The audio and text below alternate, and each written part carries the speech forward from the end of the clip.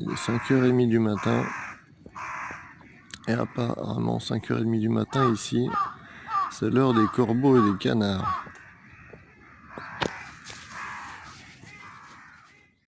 J'ai réussi à redormir un petit peu et maintenant il est temps de lever le camp et de partir. Et voilà où j'avais passé ma nuit. Pendant que j'étais en train de démonter ma tente, j'ai quand même été interpellé par deux personnes qui s'occupent du nettoyage, qui avaient l'air assez curieuses, qui étaient là, oui, no camping, no camping.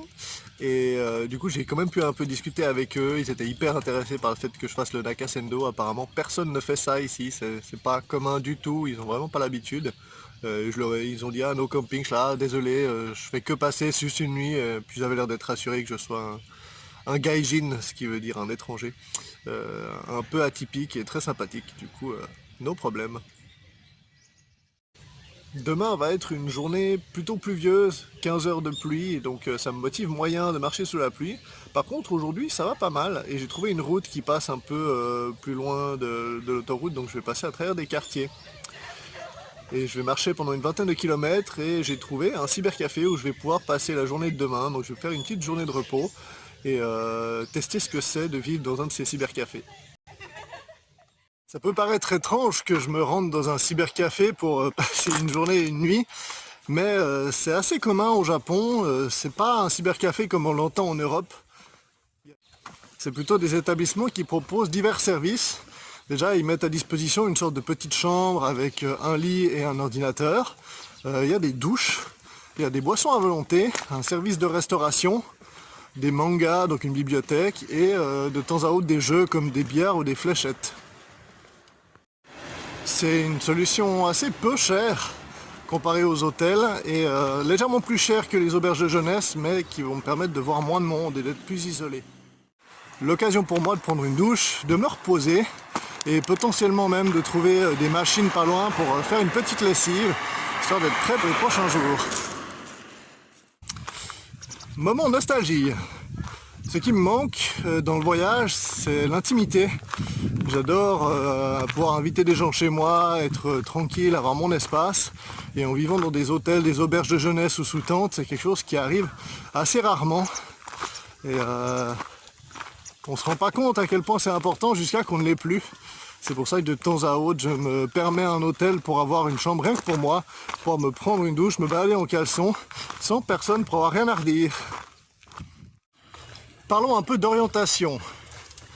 Avant de me lancer sur le Nakasendo, j'ai bien sûr fait des recherches, trouvé beaucoup d'articles et de sites qui étaient relativement détaillés.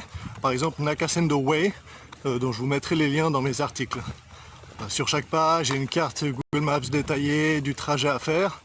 Et ça va m'aider déjà beaucoup pour trouver le chemin lorsqu'il n'est pas indiqué. Il y a aussi Wikipédia qui a une liste des 69 shuku du Nakasendo et qui me permet de savoir où aller, comment s'appelaient les shuku dans le temps, et ils font à chaque fois la correspondance avec le nom de la ville actuelle. Très très pratique. Mais j'ai été incapable de trouver une carte Google Maps ou autre avec tous les points pour pouvoir facilement l'ajouter sur mon téléphone et potentiellement hors ligne pouvoir les regarder, parce que j'utilise deux applications. Google Maps pour noter les endroits où je dors, pour pouvoir les partager plus tard, et pour rechercher dans les zones civilisées, des restaurants, des cafés et autres, c'est très pratique. Et la deuxième, c'est Maps.me, qui est une application de carte hors ligne tout à fait performante, qui se base sur OpenStreetMap, mais qui n'est pas forcément 100% à jour comme Google Maps sur les différents commerces. Donc ce que j'ai fait, c'est que manuellement j'ai ajouté sur Maps.me les différents points et shuku du Nakasendo en me basant sur Wikipédia.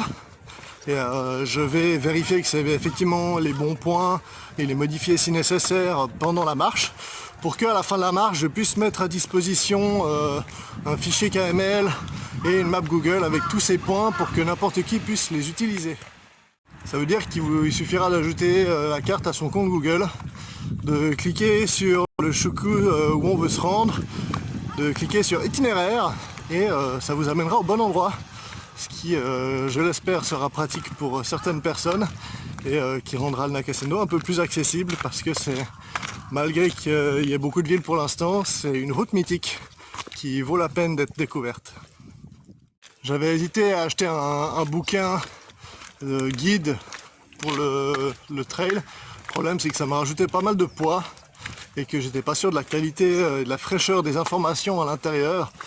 Donc j'ai décidé de m'occuper de ce problème avec internet, d'utiliser mon wifi portable pour me référer à des sites pour avoir des informations historiques sur les endroits que je visite.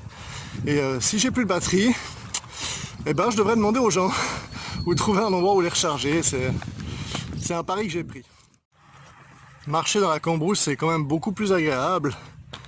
Et la grande ligne là, que vous voyez, cette sorte de pont, c'est le Shinkansen, le train à ultra haute vitesse qui traverse le Japon et qui s'étend littéralement à perte de vue. Bon, il reste quand même quelques parties un peu monotones, hein, je ne vais pas vous le cacher. Bienvenue à Kamugai-shuku, qui se trouve actuellement dans la ville de Kamugaya. Je viens de m'envoyer 15 km, cette fois-ci avec de la musique, histoire de me donner un peu d'énergie et sans trop communiquer.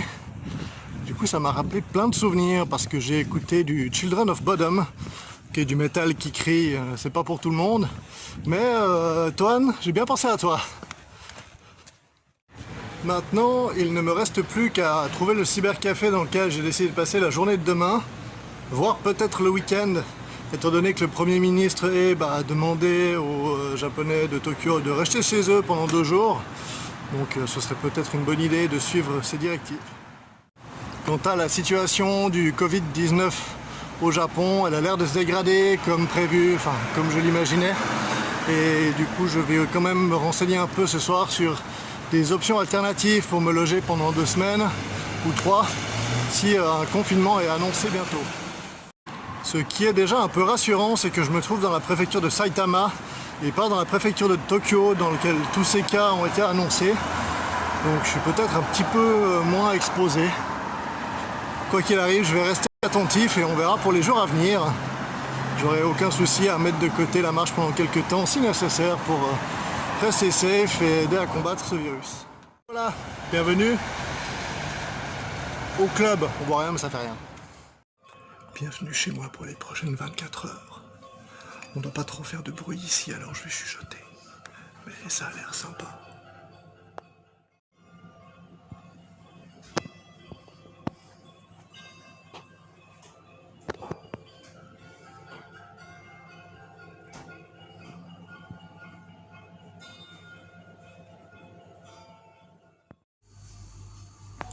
Il y a plein de mangas, genre vraiment plein.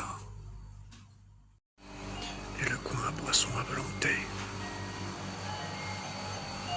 Je suis hyper heureux, ils ont du Canada Dry.